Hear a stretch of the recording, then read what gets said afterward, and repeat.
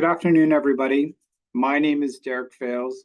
I'm the president of the board of the National Association of State Head Injury Administrators. I'm also the co-chair for the Public Policy Committee. So we welcome you today to our Public Policy Committee Medicaid Subgroup. In today's session, we're going to talk about what to expect in Congress and the administration related to Medicaid. So first, we want to get to know who is here.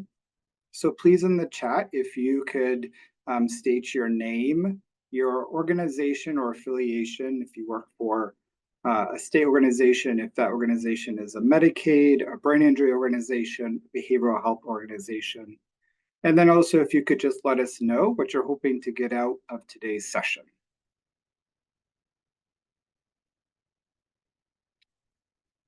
First, I want to talk a little bit about the National Association of State Head Injury Administrators. Our mission as a nonprofit organization is created to empower state governments and their partners to enhance collaboration and strengthen our capabilities to address the needs of individuals with brain injuries and their support systems across all states and territories.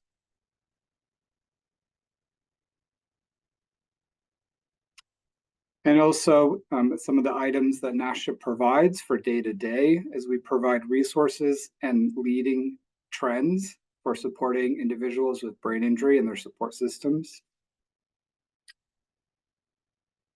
We provide training. I'm going to pause 1 second so I can pull up my slides because the chat is right in the way.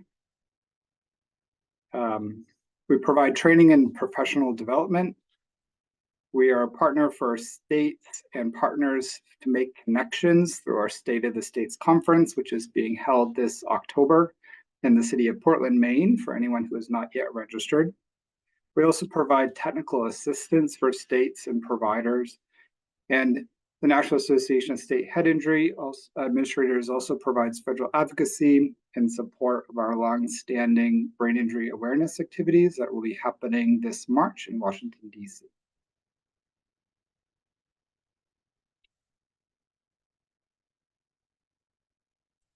So when we're talking today, we're all here to learn about things that are happening in the new administration and things that might be coming down the road. So NASHIA, as part of our strategic plan, NASHIA identified key areas where our members could benefit from additional shared learning related to policy, which is why we have the Medicaid Subgroup of the Public Policy Committee, which was started in 2024. This, we hope, allows people to gather together and to talk about policies specific to Medicaid and how we can support individuals with brain injury, their support system and services to better leverage Medicaid. Any NASHIA member can join these meetings, and it's not just those in the full committee.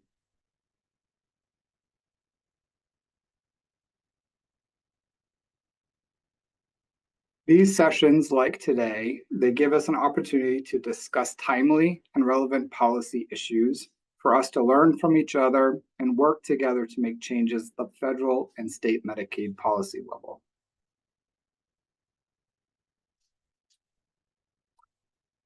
And just for everyone who is participating today, our team for the public policy and the Medicaid subgroup is myself, Derek Fales. We have Zeta Ricker, who's the co-chair for the Public Policy Committee. Zeta is also the director of the Strategic Partnerships and Policy for NASHIA, and Jill Farrington, who's the director of Community Integration at NASHIA.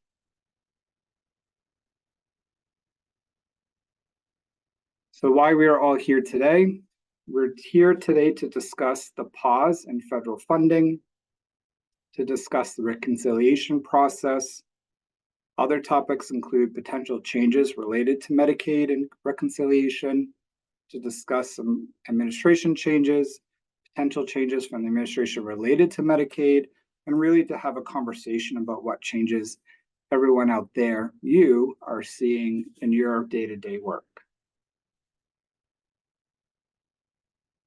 And also, I want to introduce our featured speaker. We are very glad and hopeful for all of you to have a great presentation and hopefully to keep all of our nerves at bay.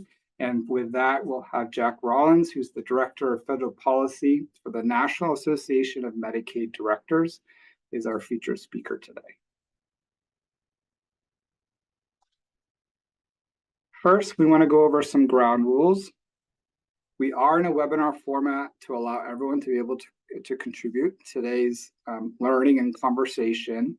If you have questions or comment, please add that to the chat or use the raise hand button so we can minimize disruptions.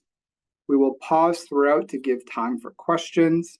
And then there are people who may be on the line who may have different policy ideas or perspectives. And please be respectful of various viewpoints. The session is meant to highlight what may be expected that could impact your work.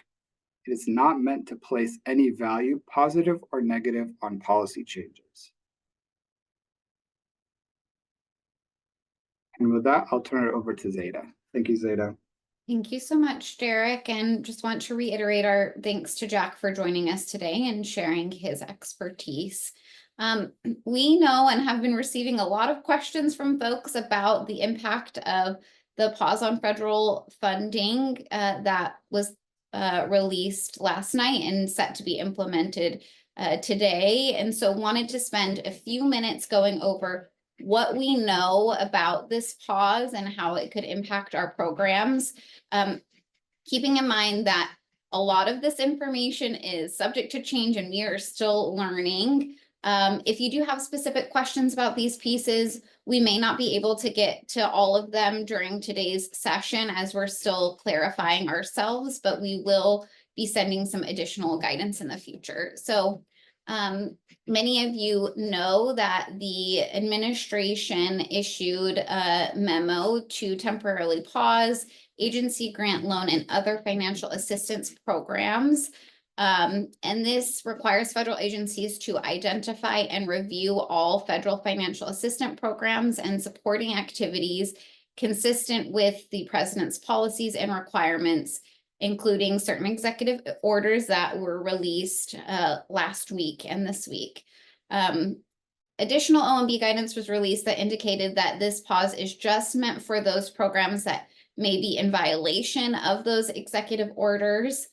And since agencies may not know which programs are directly impacted by those executive orders, agencies may shut down more programs than needed currently. And we have seen that several agencies have shut down all access to any grant. Updated guidance did say that programs like Social Security, Medicare, Medicaid, and SNAP will continue without pause, and funds for small businesses, farmers, Pell Grants, Head Start, rental assistance, and other similar programs will not be paused, and that OMB may grant exceptions on a case-by-case basis. As I mentioned, though, we are seeing many federal agencies pause all of their funding or a majority of their funding if it's not specifically in that list. This may be changed in the coming days if they determine what is impacted or not. Again, there is a lot of uncertainty at this time, but we are working to get as many answers as we can. For any of the federal funds that are paused, there will be no dispersing of funds during this time, and many grantees may not be able to even access their portals to receive funding. It is our understanding that grantees can still utilize funding they have already drawn down, but if they do not use it within a specific time frame, they may have to send that funding back. We know every grant has different requirements about what may be eligible and the time frame eligible to use those dollars. There is also a process for all federal agencies that provide federal financial assistance to review all of their programs and answer a set of questions by February 7th of this year. This includes some programs that are part of the pause, but additional programs that are not part of the pause as well. And agencies are encouraged to complete the answers to these questions as soon as possible. Agencies are also asked to remove any current solicitations for funding and halt any review of current grants. And here are some of the questions that agencies are required to answer. Again, this is for basically all grant or federal funding across the federal government. And this is not the full list of questions, just some of the questions that are most relevant perhaps to programs that will impact people with brain injury. And I'm not going to list these, but we'll share these slides in follow-up, and you can see them here. We do know that this is an unprecedented move. We are hearing from both sides of the aisle that this was more unexpected and far-reaching initially than thought of. We have heard that this may be utilized to determine the administration's priorities related to appropriations. Currently, we're in a continuing resolution to fund the government until March 14th. And after that March 14th deadline, there will have to be a more comprehensive bill to fund the government, and understand that this review is meant to help identify those programs that the administration would not want to see move forward. We have been told to expect the freeze to potentially last until that passage of a new funding bill, which will determine what federal funding is available in the future. But we do know, again, this may be very subject to change if they're going through the review and determine that it does not violate any of the executive orders. It may come back online. A lot of this is unknown and uncertain at this time, and that some states are considering lawsuits already, and court involvement may impact this. Again, we will be releasing guidance, as I know NAMD will, as we have it, but I will pause to see if any of my other federal panelists have additional comments on this piece. I do not. I think you covered it very well, Zida. Thank you.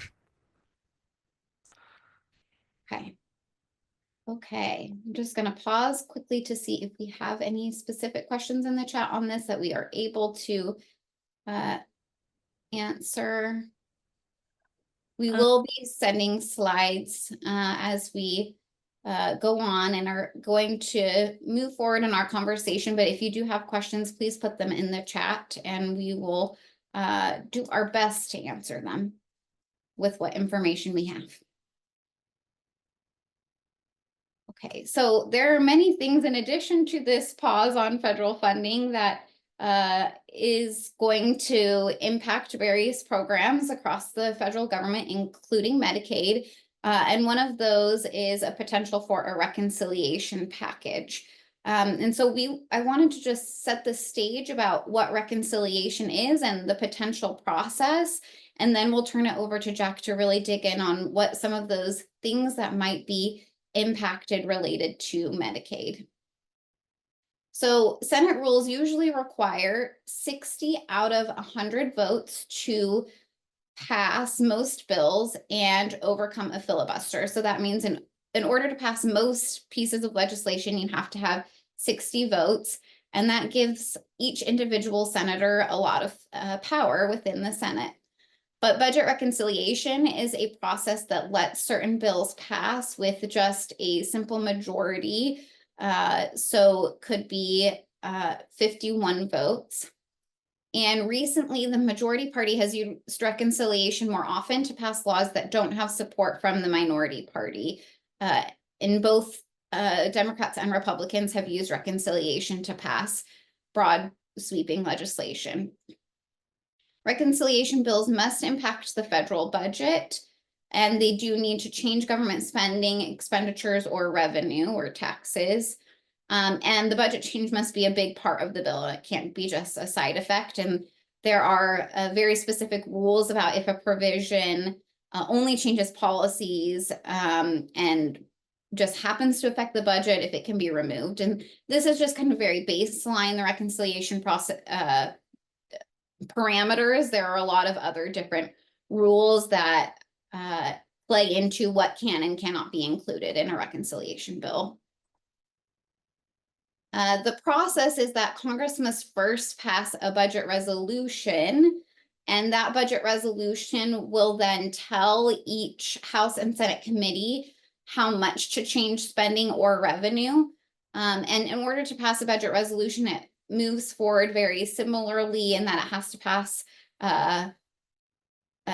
the various chambers and be able to move forward. After there's agreement on a budget resolution, then the committees will begin to write their reconciliation bills, and Good girl. each committee will be able girl. to contribute to the reconciliation effort based off Good of girl. what the committees may produce. At this point, after that, there is a committee markup process, and committee members may offer amendments or Good mark up the girl. legislation. Hey, come on. For Just those one of second, you who Theta. I just are wanted to. on the line, if you don't mind making sure that you're muted, thank you. The committee bills are then combined into a single package, and the House and Senate may need to then negotiate between the two bills and then move it on to the president. So after a budget resolution is passed, the process to move forward with the reconciliation bill is very similar to any other piece of legislation. It just will only require that 51 votes to be able to move forward. So the path forward this year is still a little bit unclear. Excuse my slides here. But it is a priority of Congress and the administration to be able to move forward on a package. And Republicans in both the House and the Senate have been planning a reconciliation package for long before they had the majority. So they are prepared in some ways. But we also know that there are many options on the table, and there's still uncertainty about what that blueprint looks like, what's going to be included. There's right now really just a suite of potential options. Speaker Johnson, House Speaker, does have a goal or a time frame that he's hoping to move forward. Right now, Republicans are on a Republican staff retreat, and they are hoping to be able to plan for a blueprint this week during that retreat and finalize plans for what that blueprint will look like. In some of the conversations we're hearing coming out of the retreat so far, it does seem like there's been some movement forward, but there's still a lot of questions on the table about what will be included or not.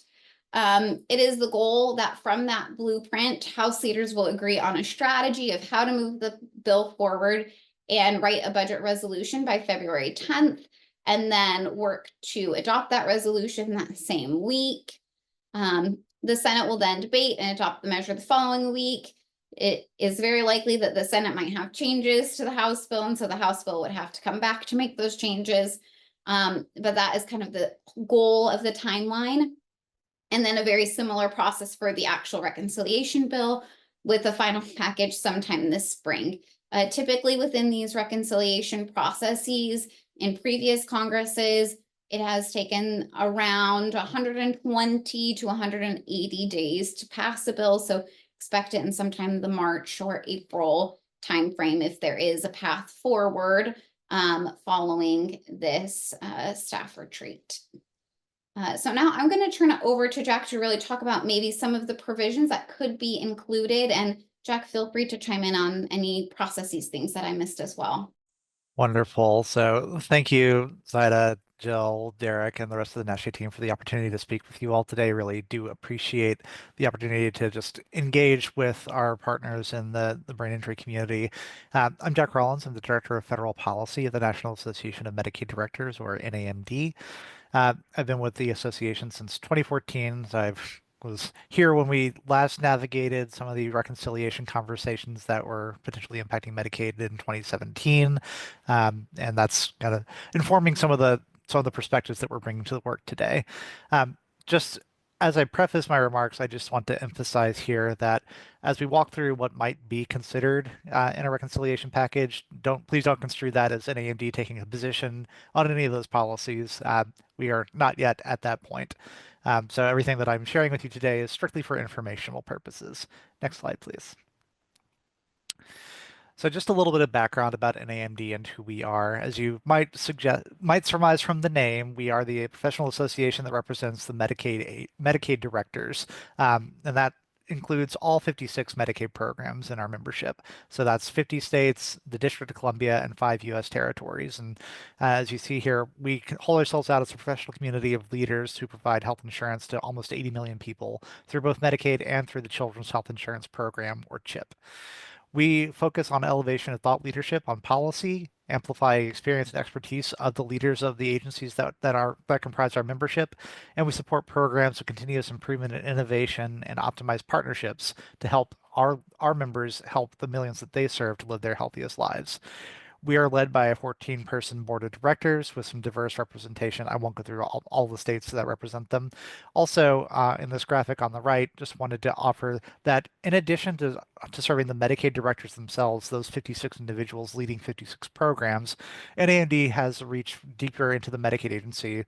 We bring together learning communities and professional networks for chief financial officers, chief information officers, public information officers and communicators, deputy leaders, and other functional leaders within the Medicaid agency. So we really are trying to help all of these folks build their own communities and find their people, their professional colleagues and peers across the nation. Next slide, please. So again, some important disclaimers as I'm kind of walking into some of these remarks here. As of today's conversation, none of the policies that I'm about to review here are formally part of a legislative package. The process that Zaida walked through is all really important to keep in mind as we consider the policies that may or may not end up in what Congress considers. The best way, in my view, to kind of think about this is that there's a potential menu of options that could be included in a reconciliation package. Maybe it's everything, maybe it's a few of these pieces, maybe it's none at all. All of that will be determined through negotiation and political processes that are still playing out right now among congressional leaders. So I just, again, really do want to underscore that as I'm discussing these policies, please don't take that as NAMD taking a position on any of these policies. We are nonpartisan, and because of that representation of all the Medicaid leaders who have a diverse array of perspectives on Medicaid policy matters, we are not yet taking any position on what we're seeing discussed so far. Next slide, please. So what are we looking at and what are we tracking? So the main thing that I'm going to be pointing to for today's comments and discussion is policies impacting Medicaid that are articulated in the House Budget Committee's federal fiscal year 2025 budget resolution webpage. And there's a specific document in there that's rather extensive and touches on an array of policy areas and not just Medicaid. But that's what I'm going to be referencing here. This is not the entirety of the universe of potential policy ideas, but these are the ones that we've had the clearest indication in a congressional committee in terms of expressing interest. But again, I think the best way to understand this is that this is a statement of priorities by the House Budget Committee. They may or may not be included, and ultimately what is included in a reconciliation process will be determined by the committee's jurisdiction for the Medicaid program. So in the House, that's the House Energy and Commerce Committee, or ENC, and in the Senate, it's the Senate Finance Committee. So again, House Budget is expressing a point of view, but that point of view may or may not carry the day. Next slide, please. So the first area that we're tracking, the first policy idea that we're tracking is what's called per capita caps in the Medicaid program. So currently, as of today and under current law, Medicaid's financing structure is sometimes referred to as open-ended federal match structure. Essentially, what that means is that for every dollar that a state or that the state puts in from their state general revenues, they get a certain amount back from the federal government that matches the state expenditure. What the per capita cap policy would do would be to put a cap, per member cap, on Medicaid spending for each state that's based on a formula that would be defined in statute. Per capita caps can vary based on enrollment in the Medicaid program, and they're often articulated or defined for different types of eligibility categories that receive Medicaid services. Medicaid is a pretty diverse program that serves a lot of different people in a lot of different ways. So we've seen previous policies that look to create per capita caps on the program look at some of those common eligibility categories in Medicaid, like older adults, people with disabilities, children, adults, pregnant women, etc. A per capita cap policy would establish a base year for spending that the cap would then kind of be trended off of going into the future using current or historical spending data to define that base year. And then there would be that growth rate. Generally speaking, growth rates, if they're going to be designed to create federal savings in a federal budgetary window, would be expected to be lower than what we've seen, how we've seen the program grow historically. Common areas that we've seen for proposed growth rates based on previous legislative concepts, and as well as ones that are articulated in the House Budget Committee documents, are generally looking at the Consumer Price Index, which is the most common measure of inflation. Specifically, we think that what would be in play here for a growth rate would be the Consumer Price Index for medical expenditures, otherwise known as CPI-M. So what does this all mean? There's a lot of things here that Congress could tweak and dial to arrive at a certain kind of spending target or savings target.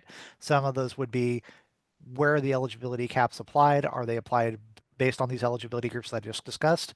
Would they be applied in a more global fashion? What is the formula for defining those caps? How is the base year defined? How's the growth rate defined? And is there any ability, if a state underspends in one capped category, to take those savings and apply it to another category where perhaps they would otherwise overspend, as well as any timing for when this would take effect, or any accompanying state flexibilities to the underlying Medicaid program to reflect what is, in the long-term view, likely to be a reduced federal funding footprint compared to current law. So next slide, please. So another idea that might be a part of the conversation, not necessarily identified in the House Budget Committee, but I felt worth including here, is the idea of a block grant for the Medicaid program. So similar to a per capita cap, a block grant would look to replace Medicaid's current financing structure with a global cap on Medicaid spending for each state. So what's different between a per capita cap approach and a block grant approach is that block grants would not necessarily vary based on program enrollment, and block grants could be applied to the entirety of the program or to a specific eligibility group. Similar to per capita caps, the things that we would be looking at from a block grant perspective are, what base year is defining the spending and how is that spending trended forward? So I won't repeat all the variables because they're generally the same ones between per capita caps and block grants in terms of the things to pay attention to in terms of what lawmakers would be looking to do. Next slide, please. So the next policy that we think could be a part of this conversation is changes to that federal match percentage and the way that federal match is applied. There's a couple of areas that this could potentially manifest, one of which is looking to change how the federal match is set for the adult expansion population that was created by the Affordable Care Act. So the Affordable Care Act did allow states to expand Medicaid for adults up to 138% of the federal poverty level, and states that implemented that expansion after it was made optional by the Supreme Court receive a 90% federal match on expenses for that adult expansion population. That's generally one of the highest kind of match rates that exists under current Medicaid law. What this proposal would seek to do would be to phase down or replace that 90% FMAP with whatever the state's base calculated federal match would be, and just quickly, normal state federal match is calculated and updated on every fiscal year based on how many individuals are living below the federal poverty level in that state. And there are bounds to upper and lower bounds to the FMAP calculation. So under current law, at minimum, every state is receiving a base federal match of 50%, and towards a higher bound of a base FMAP calculation of 83%. And so it will vary between 50 and 83% depending on some of those characteristics. Again, exception here being things like the adult expansion FMAP, which is 90%. this policy would say, instead of getting 90%, you get whatever the formula would give you for this population. So next slide, please. Thank you. Another change that might be part of the conversation is to reduce that 50% lower floor for that base federal match calculation. So again, current policy, no state's federal match rate is less than 50%. This proposed policy could seek to either eliminate or reduce the federal FMAP floor. So it may be that there is no longer a lower bound, or it could be that there is still a lower bound, but it's a smaller percentage, potentially 40%. Currently, that House budget document that I referenced at the start of my remarks is contemplating this change specifically for the District of Columbia's Medicaid program, which has its federal match set statutorily at 70%, not subject to that calculation. But we have seen some other think tanks and other proposals that would propose a broader reduction or elimination of the federal floor, which would have a differential impact depending on the state. We think that if there's a policy to reduce or eliminate the FMAP floor, probably about 10, 11, maybe 12 states would be impacted by that kind of change. Next slide, please. All right. The next area that we're paying attention to is whether or not there would be a federal statutory requirement or state option for the creation of work or community engagement requirements. And I'll just note that when we say community engagement requirements, that was the language that was used in the 2017 conversation. But community engagement and work requirements for purposes of this conversation really are the same thing. It's kind of an interchangeable term. So under current regulations, states can only apply to worker community engagement requirements to Medicaid through approved Section 1115 demonstration waivers, which is a very flexible waiver authority for Medicaid agencies to test different ways of providing Medicaid coverage and potentially doing it so to different populations. These authorities, these waivers, were approved under the first Trump administration. Many of them were challenged in court and were struck down. Currently, there's only one state that has an approved and implemented work requirement program. That's the Georgia Pathways Program. What this proposal would do would be to create either a mandatory national work requirement or a state option to create a work requirement. Under these proposals, Medicaid eligibility would be made contingent on an individual completing and documenting a set number of work or other activities like seeking education, community service, or training programs per month. Some past proposals that have been looking to try and create this did have certain exemptions for populations from these requirements. So, for example, parents, caregivers, or people with dependents could be exempt. Pregnant people could be exempt. People with certain types of disabilities could also be exempt from these types of requirements. Obviously, those are some variables to watch. Is if there is a proposed set of national or state option for work requirements, what populations would be exempt from that requirement?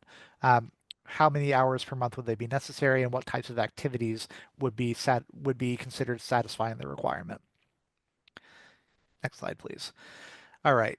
On the eligibility side, currently federal law and regulation requires states to check eligibility for their modified adjusted gross income, or MAGI, population every 12 months, but not more than every 12 months.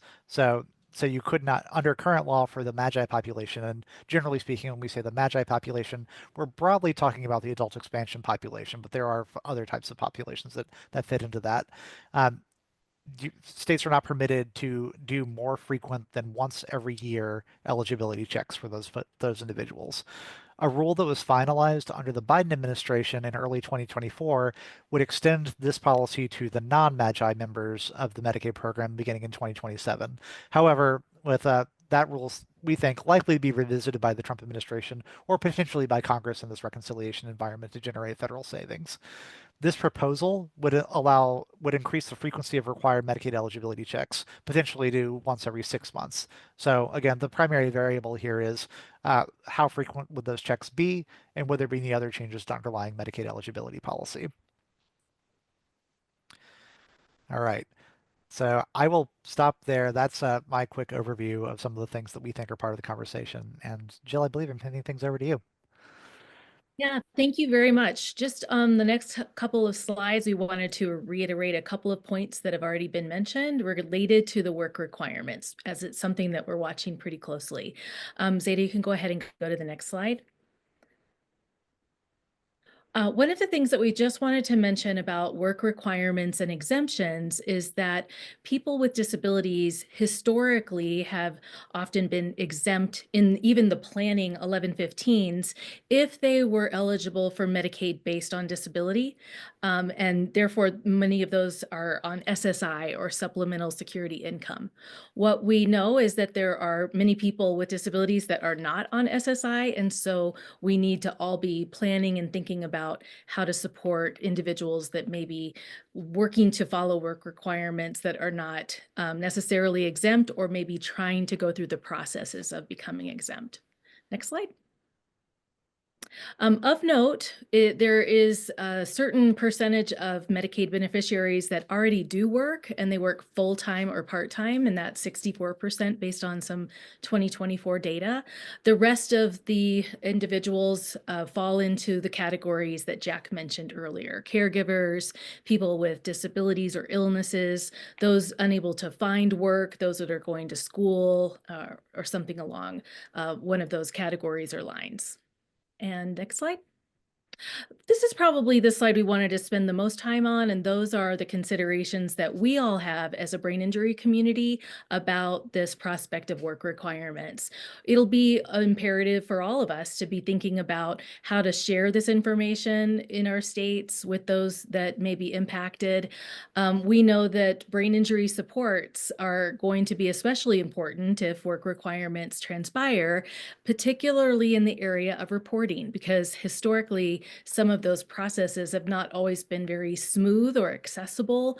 And then there are a variety of other work supports that people need typically in order to work, and that could include childcare or other barriers. Transportation may come up as a barrier, or lack of internet access, especially for those in rural areas who are simply working to report their work time. And then finally, the consequences of brain injury as a chronic condition and the ebbs and flows that we know can occur for people that are trying to engage in work. And finally, we just know this is a really great time to reemphasize the importance of those strong vocational rehabilitation partnerships, and the need to continue to engage VR to deliver services in the most brain injury informed ways so people aren't left behind. So great opportunity to be having conversations and just even strengthening what we already do around those VR connections. And then brain injury resource facilitation. Many of you that are on the line today are administering or delivering brain injury resource facilitation services. And we know that just for the reasons that are on this slide, this is going to be of even more importance. I'll highlight just briefly that in Iowa, the brain injury resource facilitators have a very meaningful connection as they refer people to vocational rehabilitation, so that individuals can go through that process even more smoothly. Next slide. And then finally, just on the topic of the per capita caps, we've already covered a lot of this information, but we did want to stress that we understand that states may be looking for where to find cost savings if their Medicaid spending exceeds what will be allowable going forward if there are changes in this area. So just a time for us all to stay attentive, to be proactive, and remember the advocacy efforts that we can put into place. So with that, I'm going to turn it over to Zeta. Thank you so much, Jack and Jill. I think there was one question that, Jack, I'm hoping that you're able to maybe talk about. Could some of these changes result in more out-of-pocket spending for those receiving these benefits? I don't think we have enough information at this point to be able to answer that question fully, but I do know that there's relatively limited cost sharing obligations for most people receiving Medicaid services. Some states may have a nominal copay at, say, the prescription drug at the pharmacy counter, although in most instances, even that nominal copay is not necessarily enforceable. There are some states that have experimented primarily in an 1115 demonstration environment with some copays or premiums for other types of maybe more enhanced or robust benefit packages. But at this point, we haven't seen yet any real proposals that are looking to adjust some of those underlying parameters around Medicaid's, generally speaking, pretty strong out-of-pocket cost protections for the vast majority of people covered by the program. Thank you so much, Jack. That's helpful. This is not Medicaid related, but we know a lot of folks on the line are interested in the TBI Act, and there have been some conversations and moving some package of health related bills within a reconciliation package. And so I wanted to just flag that. We are unclear potentially the path forward. It also might be included as part of an appropriations package. There could be some challenges with it being included in the reconciliation package. We are having conversations with both sides of Congress on the relevant committees, but just wanted to flag that there is some bipartisan support to move forward with the TBI Act among some other health-related packages, and there are various options to move that forward in the next couple of months. Now we're going to move on to talking about some of the administration priorities and activities.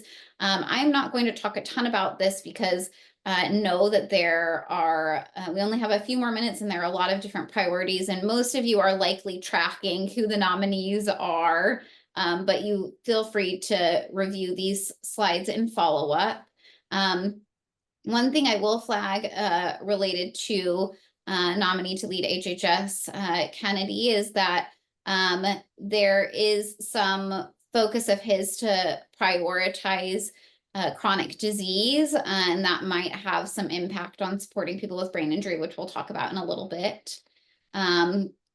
Also, there is Dr. Oz, who is nominated to lead CMS.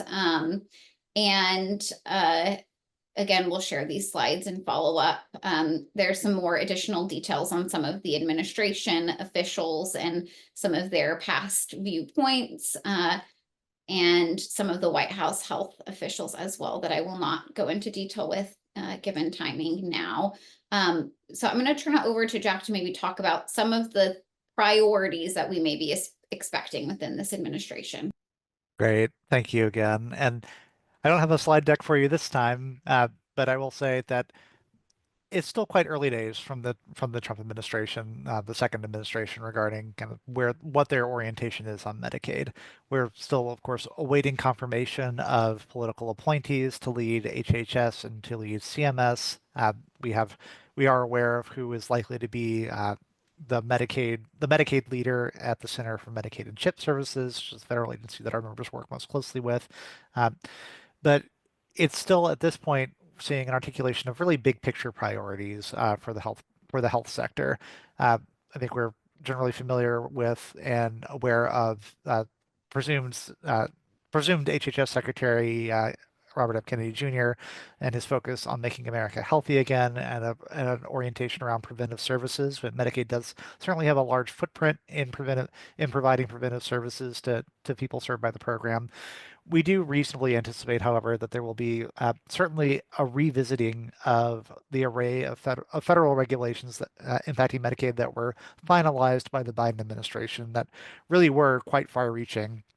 Things that touched on eligibility and enrollment processes of the program, access to care, kind of transparency around rate structures in the home and community-based services world, an array of policies around grievances and appeals, a direct care worker compensation policy that was looking to ensure that 80% of Medicaid payments for HCBS were translated to compensation for direct care workers, nursing home minimum staff ratio rules, and I could go on. But I think the main thing to take away here is that we expect that many of the provisions of these rules that were finalized under the Biden administration are likely going to be revisited by the incoming Trump administration. We don't, and I will be very clear that this is more so speculation on my part. There may not be a full-scale rescission to every single one of these rules. There are aspects of them that are likely going to be of interest on a bipartisan basis, or aspects that we're looking at, things around sort of program integrity functions and financing arrangements that underlie how states operate their Medicaid programs that may well be of interest for the Trump administration. But we have not yet seen kind of a specific articulation of what stays and what goes. We also think that it's fair to anticipate that, similar to what we saw in the first Trump administration, that in the 1115 demonstration space, we do think that the administration will be interested in approving 1115s that look to allow the creation of community engagement or work requirements for parts of the covered Medicaid populations. Know that's an area of policy interest, and we do think that that's going to be a part of the conversation again. We also do anticipate that there will be kind of potentially a stepping back from some of the 1115 structures that the Biden administration was pursuing, particularly those around some areas of health-related social needs or social determinants of health, things like time-limited rental assistance for the Medicaid program, for example. We think that might not be something that the incoming administration is going to be interested in continuing. We do also think that there's going to be continued interest in continuing some of the work that states have been engaging in around reentry for justice-involved populations, both for young people and for adults. This has been an area of intense interest among our members, and it really does. It really is a bipartisan area of interest, and we do think that there's been a lot of good work done just to meet some statutory obligations here, but we also think that there will be some continuation of this for adult populations that don't have the same set of statutory obligations, but nonetheless, many folks are seeing the value in creating a more streamlined process and doing more effective in-reach so that we can address recidivism and promote positive health outcomes as people reenter the community. So I'll stop there, though. I think that the best thing to say is that we're still awaiting folks to kind of get their feet under them and begin articulating a more specific set of Medicaid priorities. Thank you so much, Jack. And I think you covered a lot of the things I wanted to share. I just want to reiterate that we are very interested in particular about the reentry demonstration waivers and how those might be utilized to help support people with brain injury, since we know, and many of you know on the line, that there is such a high prevalence of people with brain injury involved in the criminal legal system, and are hoping to be able to continue to help states in engaging on supporting people with brain injury under this initiative, and appreciate Jack's perspective and have heard similar things of the bipartisan support. Many of those who have those 1115 reentry demonstration waivers, or who have applied to be a part of the demonstration, are those from Republican states, and so are hopeful to be able to continue to engage there. Wanted to highlight quickly, as many of you know, CMS recognized brain injury as a chronic health condition specific to the chronic special needs plans. And this, of course, has been a significant step forward for us, and validation that brain injury should be recognized as a chronic condition. We know that this policy-wise is really focused on those special need plans, but really believe that it's an opportunity to be able to highlight the case for supporting people with brain injury across a wide variety of different programs. And in particular, again, just wanted to highlight that we know that there may be some focus on supporting those with chronic conditions within this administration, are hopeful that that will include people with brain injury. And more details about this in the slides, but want to be able to leave time for some questions that I've seen in the chat and others that folks may have. I think that we have already talked about how this will potentially impact the 1115 demonstration waivers. It looks like there's some questions about the pause in federal funding. There may be some exceptions to the pause in federal funding, but it is still unclear about what all programs are impacted. Does seem like Medicaid will not be impacted, but there was some questions about ACL funding. It is likely that that will be impacted at least initially, and a lot of the programs at HHS. There's one other, Zeta, that I wanted to see if Jack might say some words on. If you have a sense of any positions about Medicaid administrative claiming, that's an area that a lot of our states have grown a lot of interest in the last year. So anything to add related to that aspect of Medicaid administrative claiming? We haven't seen anything in terms of what the House Budget Committee expressed looking at Medicaid administrative claiming. We do know that there's a lot of utility and partner state agencies being able to leverage a Medicaid administrative match where permissible to kind of help ensure that budgets go a little bit further.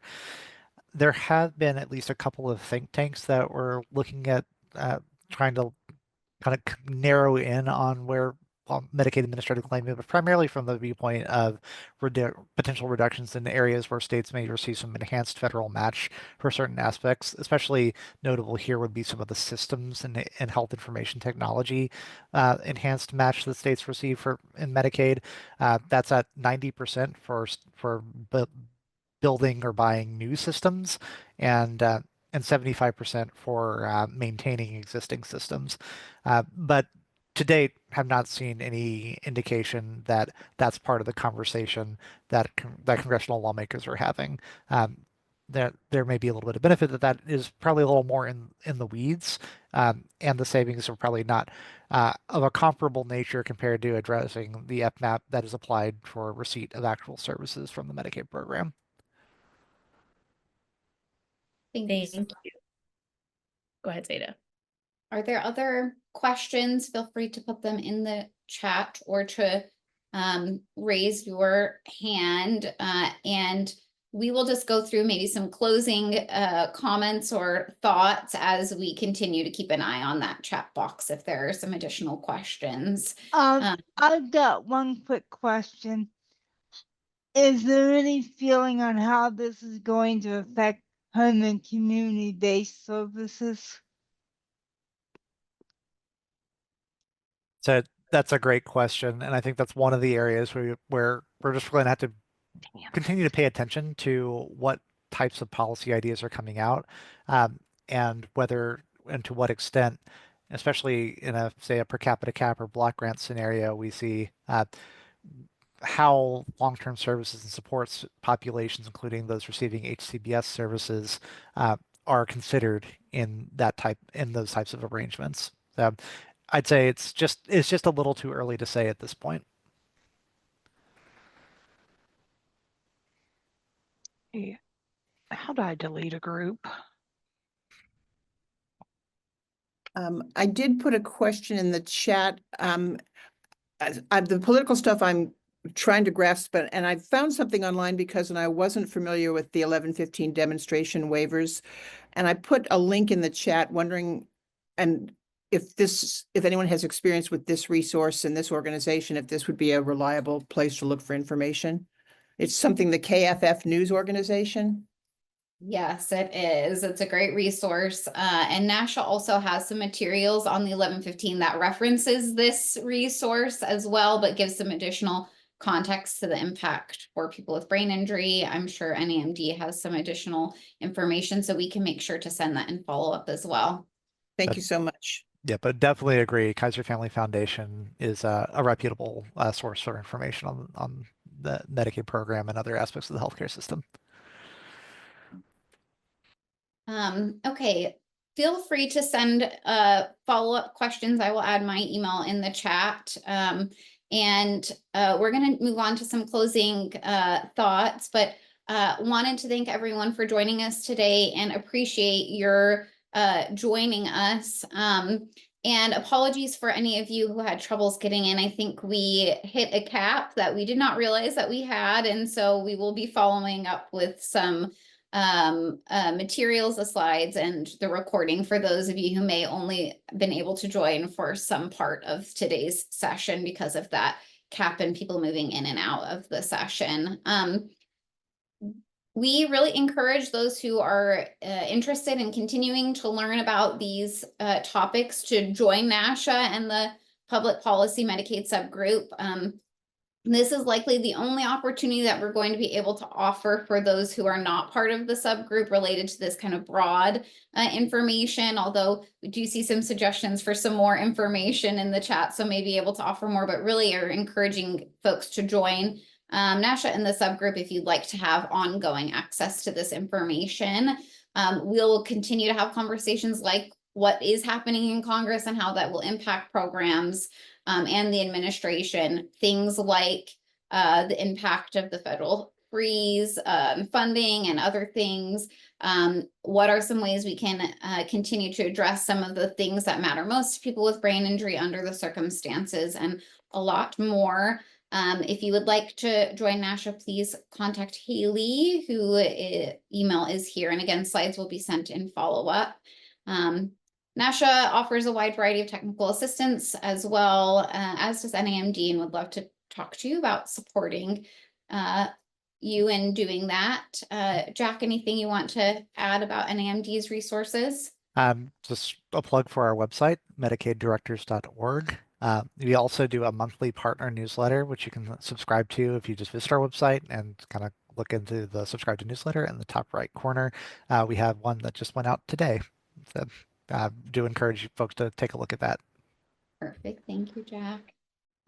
We are having a session in March that colleagues of Jack at NAMD will also be joining us about supporting people with brain injury through certified community behavioral health clinics, which we know may be of interest to many of you. So encourage you to join us there.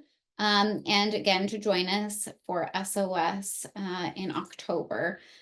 Thank you so much again, Jack, for your expertise and participation today. We really appreciate your contributions to the conversation. And as always, please consider NASHIA a resource. We want to be able to answer any questions you have. And again, we'll put information in the chat to be able to reach out if we can be a resource. Thank you, everyone. Thank you. Thank you. Bye-bye. Thank you.